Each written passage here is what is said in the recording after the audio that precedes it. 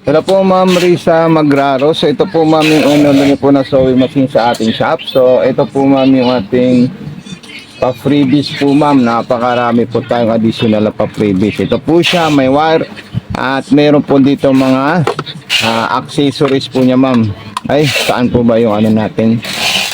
Saan yung accessories na nandito? So okay po ma'am, ito po yung mga accessories niya po ma'am. Ayan, so napakarami po yan ma'am. Nandito. At ang ano yun natin dito ma'am is yung pang button holder natin ma'am ha. Ayan. So papaliwanag ko po sa iyo solid po ma'am para malaman nyo po talagang napaka-solid ang sewing machine natin. Bobbin, winder at yung mga pa-freebies natin. At meron din po yan iba pang pa-freebies. Ito po importante po ito ma'am. Okay, so dito ko po ito ilalagay po ma'am. Ayan.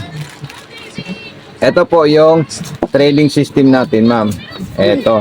Lagayan natin dyan ng sinulid po ma'am. Ayan. Then unang gagawin natin is yung transformer natin po ma'am. Isasaksak natin ito sa regular outlet natin. Itong mismong transformer. Huwag po yung wire ng ating sewing machine ha. Ito po yung wire ng ating sewing machine. At mayroon po yan saksakan dito ma'am. Ayan po siya. Okay. Then etong wire natin dito po natin yan isasaksak ma'am. So ayan po siya ma'am. Ang ganda, ang lupit. Ayan. Okay. So on and off, nasa gilid lang po siya ma'am. Ayan. So ito na po siya ma'am. Tatandaan nyo po, ako po ay maglalagay ng sinulid mula sa itaas papunta sa bobbing. So importante po yan ma'am na alaman po natin kung paano po siya ma'am Risa. Okay. So ito po yung sinulid natin ma'am. Okay. So malapit na maubos yung sinulid natin sa ilalim. Unahin muna natin yung sa ilalim. Ito. So ayan po siya. Napakalit lang po yung sinulid natin mama. Kailangan natin ito pupunduhan. Ayan. Pupunduhan natin yan ma'am. Okay. Ayan, wala na po siyang laman. So kailangan natin siya mapunduhan po ma'am. Okay. So ayan. Lalagay po natin dyan. At pupunduhan po natin yan ng sinulid. Ito po siya ma'am yung sinulid natin. At ipupundo po natin sa kanya. Tulak natin dito ma'am.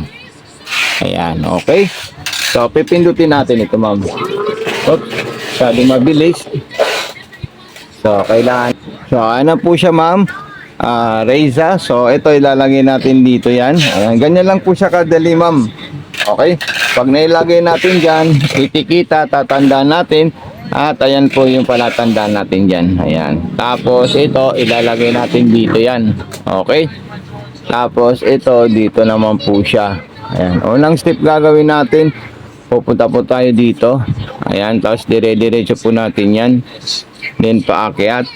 Then dito naman po. Ayan. Tapos dire-diretso na po siya dito ma'am. Ayan. At dito rin. Ayan. Then pagkatapos naman po nyan, tayo ay magpapasok ng butas ng sinulid sa butas ng karayom. Straight line po yung pagpasok natin mama. Kumbaga, papasok natin yung sinulid natin sa butas ng karayom. Straight line po siya. Ayan. Dire-diretso lang po ma'am. Ganito po siya ma'am. Ayan. Okay, papunta na po sa likod. Ayun. Okay, so kukunin natin siya sa likod po. Ayan po sila. Ayan. Okay, so ganun lang po siya ma'am. And naipasok ko na po siya. Ikutin natin ito ng forward pababa or paharap pababa. Ayan. Yun po yung tamang ikot niya para makain niya po yung sinulid sa ilalim. So ayun po silang dalawa. Siyempre kailangan natin yang kunin. Tapos ipapasok natin yan sa likod at isasarado natin yan. Ayan. Pag naisarado natin yan, ilalagay na natin yung tela na gusto natin tahiin po ma'am Reza. Okay. So ito na po yung tatahi natin na tela. Yung katulad pa rin ng ginawa natin sa live natin kagabi. So ito po siya ma'am. Okay.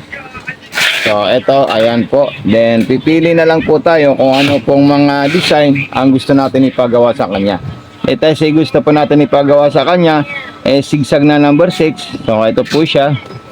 2, 3, 4, 5, 6. So ayan, button start. Ito po siya. Dito po yung sinsinan po ma'am. Dito naman po yung laparan. Kung gusto mo malapad or masinsin, so dyan lang po tayo kukuha po ma'am. Okay. So ayan po siya. Then ipakita natin kay ma'am. Ayan. Yung ginawa po niyang design. Okay? So, ito po siya ma'am, yung ginawa po niya zigzagger. Ayan. So, napakahusay. Napakadali po yung gamitin po ma'am. Okay? Sa mga embroidery naman po, yun, katulad po ng sinabi ko, pipili lang po tayo kung anong gusto nating embroidery.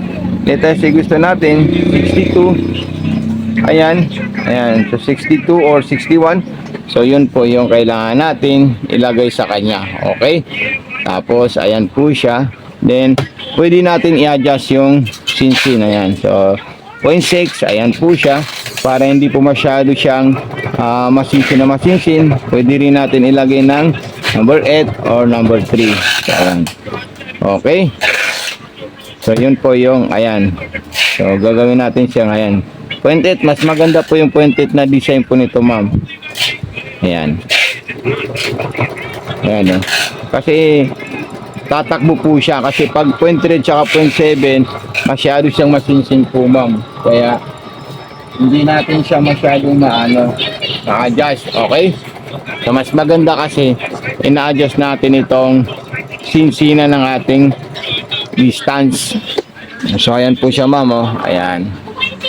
Pag kasi hindi natin in-adjust, eto, bubukol at tataba po siya. Kaya mas maganda, ina-adjust po natin siya, ma'am. Okay? So, kung may mga katanungan po kayo, ma'am, huwag po kayo mahihiya mag-message sa akin, ma'am. Ayan. Okay, tapos tuturuan kita kung paano po tayo gagawa ng button holder, ha. Ito yung isa sa pinakamagandang ano po niya. So, pag gagawa tayo ng button holder, gagawin natin dito yung button holder, ilalagay natin dito, tatanggalin natin yan. Tapos, igaganito natin siya. Ayan. Okay. So, ibababa natin yung bakal na maliit po na sa ilalim. Ayun po siya, ma'am. May bakal po dyan at ilalagay natin dito sa gitna na to para mabuo natin yung button holder na gusto natin ipagawa sa ating sewing machine. Ayan. So, tingnan nyo po siya, ma'am. Kukuha po tayo ng button holder guide natin. So, ito po siya, 07. So, ano yun natin yung 07? Ayan. 07 ang kukunin natin. Ayan. Okay. Sigaganito natin siya. Pipindutin natin yan. So, atras muna yan. Pagkatapos umatras, abante po siya. Pagkatapos umabante, atras naman po siya para buuin niya po yung ano natin. Okay? Para mabuo niya po yung button holder na ipapagawa natin sa kanya, ha. At kung mayroon po kayong katanungan, ma'am, wag po kayong mahiya mag-ano, ha. Okay? I-PM nyo lang po ako, ma'am, kung mayroon po kayong mga katanungan po, ma'am, sa ating sewing machine. Okay? So, sana panoorin po ng mga viewers natin itong sewing machine natin na dinidemo natin. So, ayan po siya. Talagang napakahusay po siya, ma'am. Ayan. Hiwain na lang natin yung sa gitna po, ma'am. Okay? So, maraming salamat. God bless and more power kay Ma'am Raisa Magraro. Thank you po and God bless po, ma'am.